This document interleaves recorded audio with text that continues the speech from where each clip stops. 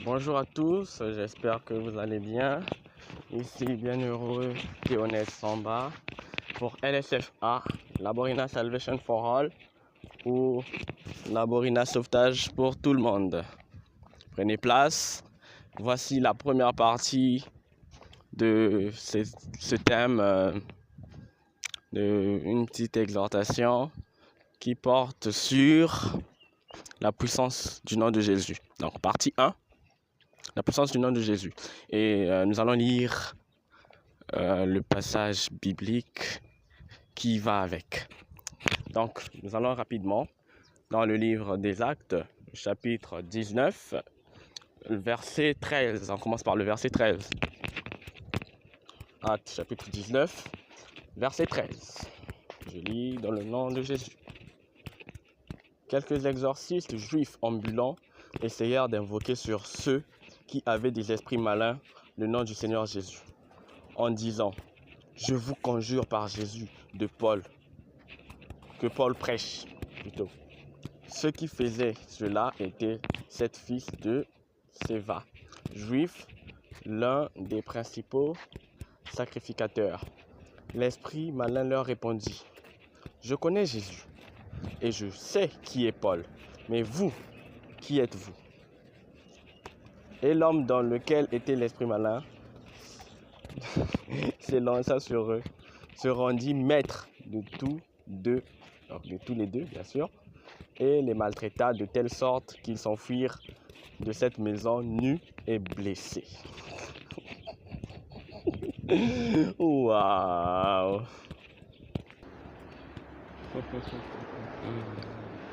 On continue. Verset 17. Cela fut connu de tous les Juifs et de tous les Grecs qui demeuraient à Éphèse, et la crainte s'empara d'eux tous. Et le nom du Seigneur Jésus était glorifié. Vous savez, le nom du Seigneur Jésus est tellement puissant qu'il repousse tous ceux qui veulent blaguer. Ils ont conjuré par Jésus-Christ donc de chasser les démons. C'est pour dire que quand on est vrai, Jésus-Christ est vrai.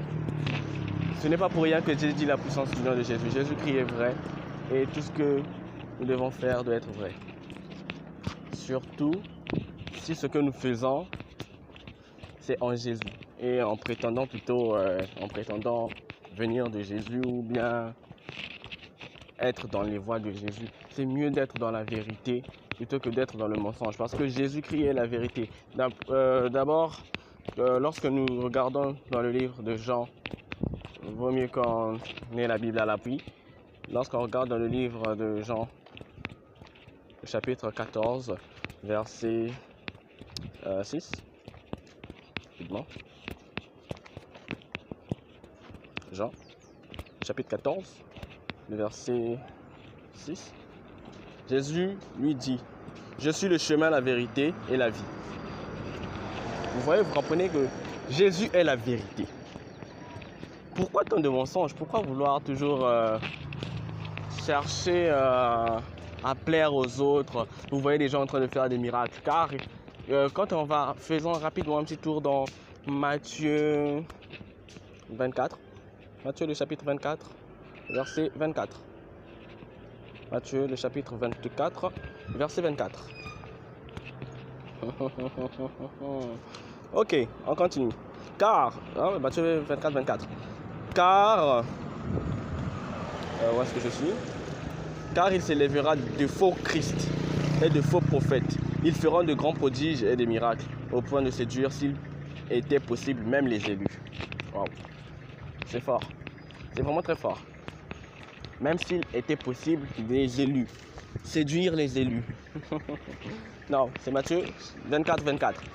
Donc, c'est pour vous dire que ce n'est pas tout le monde qui dit Seigneur, Seigneur, qui sont dans la vérité. Et Jésus dit que ce jour-là, il dira, je ne vous ai jamais connu. Et tenez-vous tranquille. Tenez-vous bien tranquille parce que aujourd'hui, beaucoup de dits serviteurs de Dieu, ou autrement dit, beaucoup de Les soi-disant, voilà, les soi-disant serviteurs de Dieu aujourd'hui sont en train de jouer à la politique du diable. C'est-à-dire, ils jouent à la tentation dans Matthieu 4,4 où quand Jésus avait été tenté par le diable, par Satan dans le désert. Beaucoup de serviteurs de Dieu aujourd'hui sont en train de tenter. Ils parlent de la puissance du nom de Jésus. Donc, par exemple, venez m'adorer. Non, vu que je sers Dieu, donc je suis Dieu. Non, mais attention. Il y a beaucoup de fausseté, mais attention, la vraie puissance, c'est dans le nom de Jésus. Quand on est dans la vérité, parce qu'il est la vérité, il est vrai, il est pur. Il n'est pas à mélanger avec quoi que ce soit. À lui seul, il se suffit. C'est ce que je disais toujours, c'est toujours ce que j'ai dit. Jésus se suffit à lui seul. On n'a pas besoin d'allumer des bougies, on n'a pas besoin de faire quoi que ce soit. Il est ce qu'il est et ça ne changera jamais. Parce qu'il est le même hier, aujourd'hui, éternellement. Il est Rabbi, il ne change pas. Mais beaucoup de gens ont des difficultés à le reconnaître en fait. Les gens se disent que ils auront beaucoup plus de facilité à attirer un grand nombre de personnes. Et beaucoup de gens le font généralement par, par souci d'argent peut-être, ils sont dans la pauvreté, ils se disent que lancer une église, non mais attention, calmez-vous, l'église n'est pas une entreprise familiale ou encore une entreprise, doucement, c'est plutôt une, si on veut dire que l'église est une entreprise, c'est une entreprise qui se charge de gagner les âmes et d'emmener les gens au Seigneur, mais pas que ce soit une marchandise. Souvenez-vous que Jésus avait banni tous ceux qui était en train de vendre devant le temple. Donc, on ne fait pas de la maison de Dieu un lieu de marchandise. C'est pour cela que le Saint-Esprit n'est plus dans beaucoup d'églises actuellement. Il a quitté, tout comme il avait quitté Saül, voilà. Et tout comme il avait aussi quitté Samson, il quitte les églises aujourd'hui. Il quitte tout simplement parce que il se rend compte qu'on ne le respecte pas.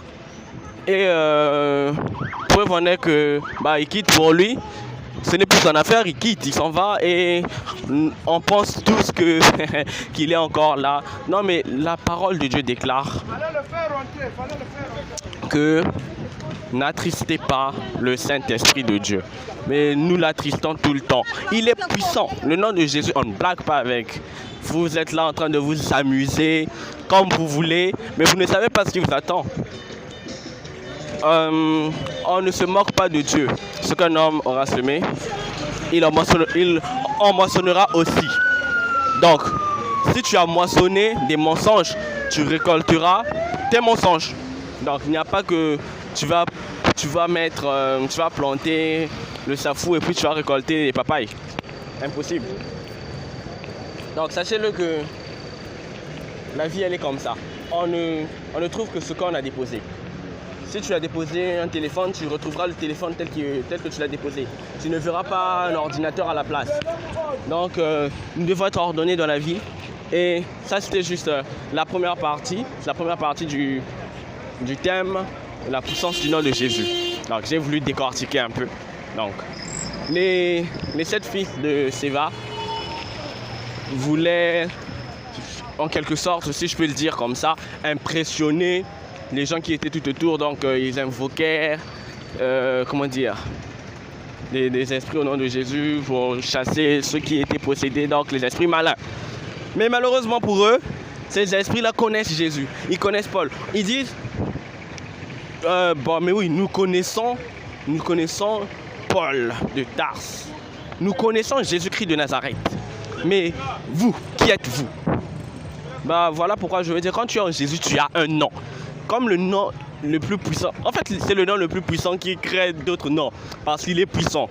Imaginez un peu que vous dites que vous êtes en Jésus, mais vous n'avez pas de nom. Ça, en tout cas, un père reconnaît toujours légalement son fils ou sa fille. Sur papier, administrativement, bien sûr. Et Jésus, c'est comme ça. Voilà pourquoi je dis toujours que l'exemple terrestre, ce qu'on fait sur terre, c'est l'exemple du ciel. Ce qui est administratif sur la terre est aussi administratif au ciel. On copie juste ce qui est au ciel, vous voyez.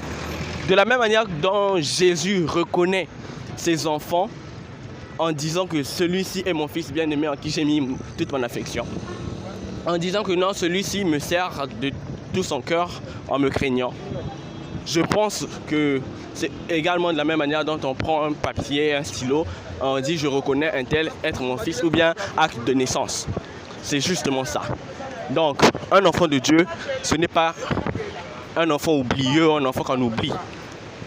Un enfant de Dieu, c'est quelqu'un que Dieu a légalisé, que Dieu reconnaît.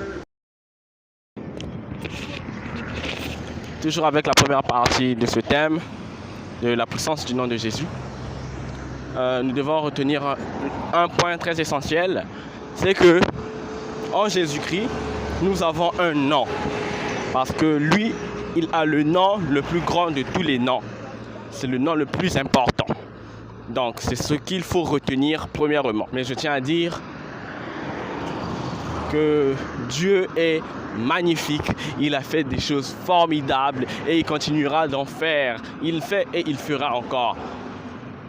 Vous venez à l'église, vous êtes à la maison, peu importe où vous êtes. Mais si vous êtes vraiment les enfants de Dieu, je pense bien que vous avez un nom et que vos noms sont inscrits dans le livre de vie.